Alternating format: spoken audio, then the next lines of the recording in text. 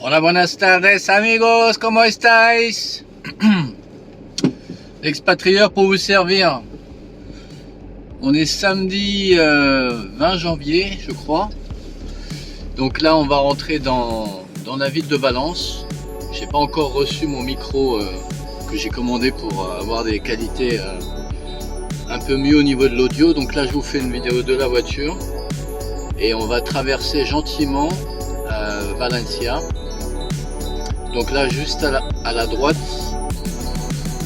nous avons El Mestalla qui est l'équivalent, bon non, le Parc des Princes de Valence. Vous pouvez voir juste là. Je crois qu'il y a un match ce soir en plus puisque il est allumé et qu'il y a des fans qui sont tous dans le stade. Je sais même pas contre qui il joue ce soir. Donc on va faire un petit tour de Valencia de nuit pour vous montrer déjà que, comme je vous ai dit dans la précédente vidéo, c'est une ville où ça roule très bien. On rentre, c'est fluide, pas d'embouteillage, pas trop de monde. Oui, effectivement il y a un match puisque je viens de voir que dans un bar ils retransmettaient la partie. Donc cela explique aussi qu'il n'y a pas beaucoup de monde ce soir, mais tant mieux pour nous. Donc voilà, on va se rapprocher de la Touria. On va pas bien voir parce que c'est de nuit bien sûr. Hein. Et on va se rapprocher du centre-ville de Valence. Pour l'instant, rien de spécial. On est sur des avenues périphériques.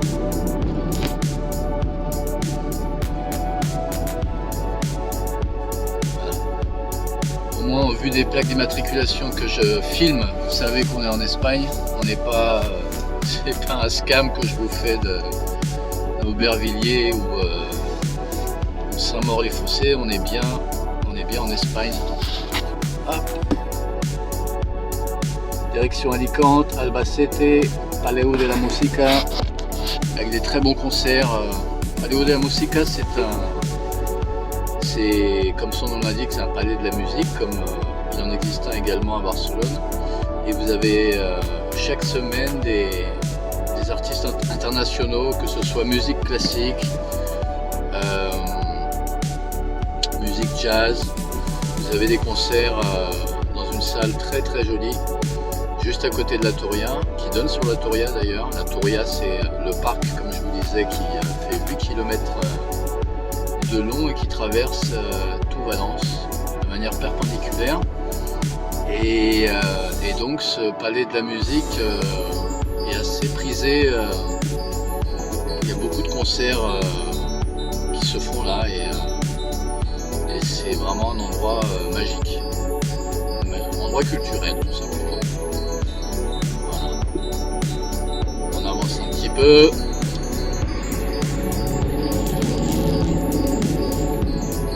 Donc là on va se rapprocher un peu de... Attendez, parce que ici on peut griller un peu les rouges, il n'y a pas de souci.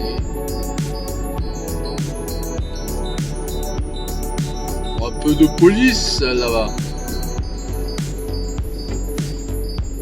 On va se mettre derrière lui. Walou. Donc voilà, là c'est le dernier pont avant d'arriver au centre de Valence, derrière cette voiture bleue. Et donc une fois passé ce pont, on sera entre guillemets, enfin tout court, dans le centre de Valence. Là je vous monte à côté des...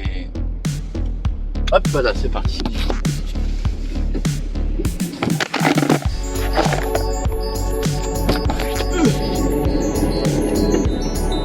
On va avoir un accident, tout ça, hein. C'est pas sérieux. Mais bon, on est là. Donc on passe la Touria qui est à notre droite. Vous voyez, c'est plein d'arbres, plein d'herbes, plein d'eau, beaucoup de fontaines. C'est un parc vraiment magique. Je crois qu'en 2023, on a tous besoin d'un peu de végétation pour pour décompresser, pour faire du sport, pour se balader.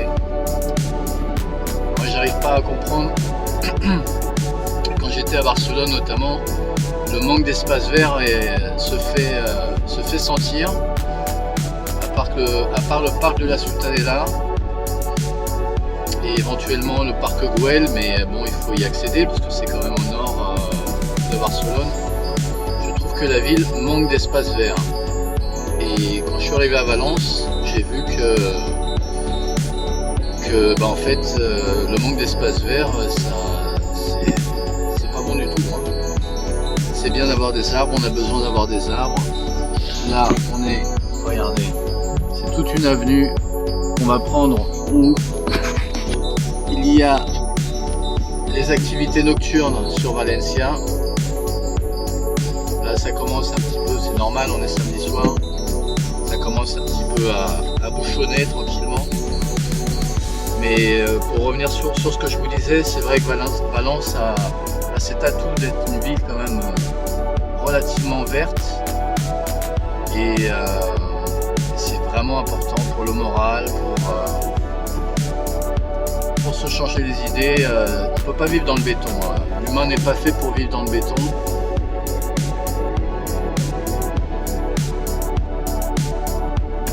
On va changer de fil.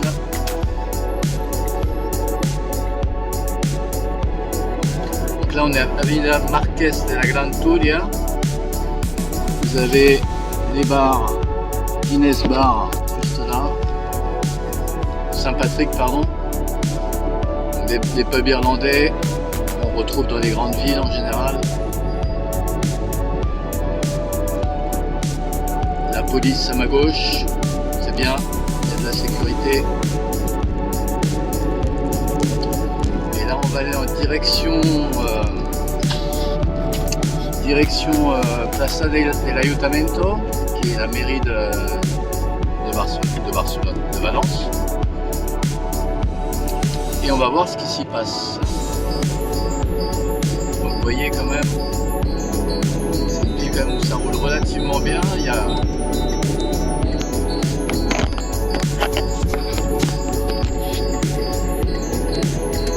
faut s'imposer un peu, comme dans toutes les villes, mais ça roule très bien.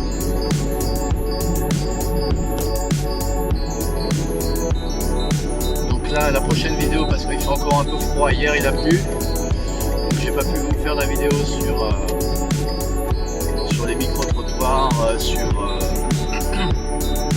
vraiment un temps épouvantable hier, manière de parler, mais c'est vrai qu'en Espagne on n'est pas habitué à avoir des grosses pluies comme ça.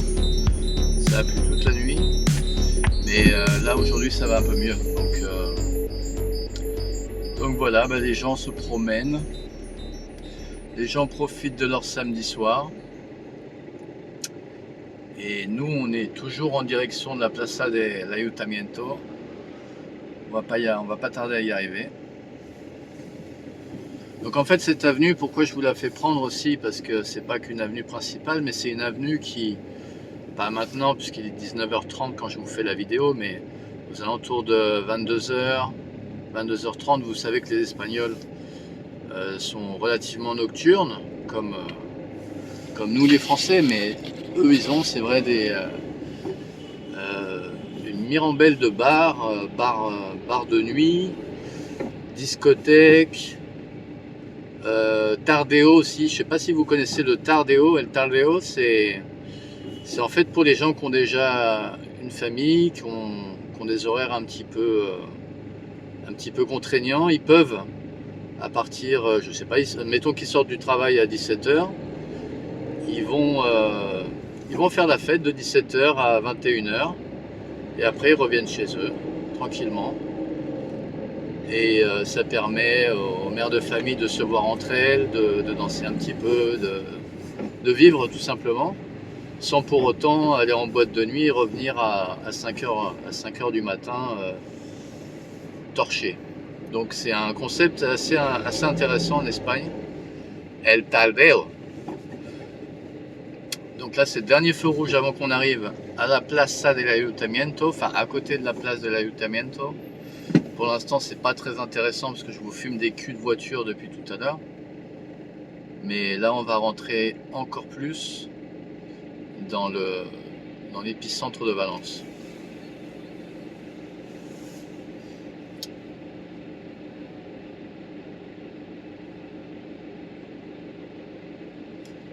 Je vous laisse en compagnie de ce bruit de bus, très agréable pour les oreilles. Et je sens que je vais perdre au moins 30 abonnés avec cette vidéo. Mais c'est pas grave, on continue.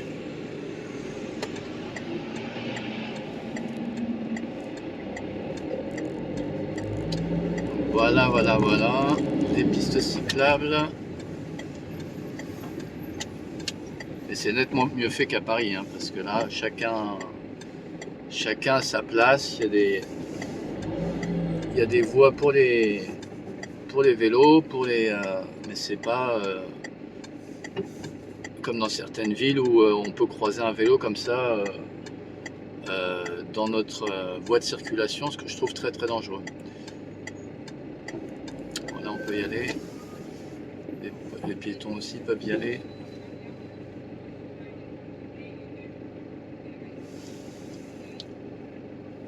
Donc là, on est Calle de Ruzafa.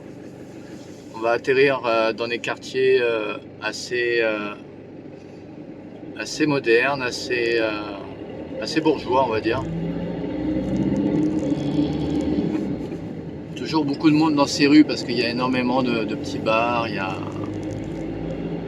beaucoup de gens qui vont faire des courses, des centres commerciaux ici, tout ferme à 21h30.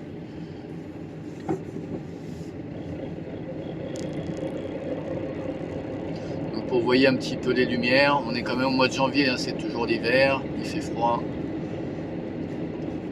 Et là ça commence à devenir sympa. Regardez, on s'arrête là et on a l'impression d'être dans une avenue de New York avec beaucoup de monde qui se concentre parce que c'est un endroit relativement prisé où il y a beaucoup de shopping à faire. Je vous montre un petit peu, regardez, Pull&Bear par là, et c'est vrai que Valence est en train de se développer énormément, attire beaucoup de clientèle étrangère, notamment pour des achats et pour sa qualité de vie dont je vous parle énormément. On est juste à côté des arènes.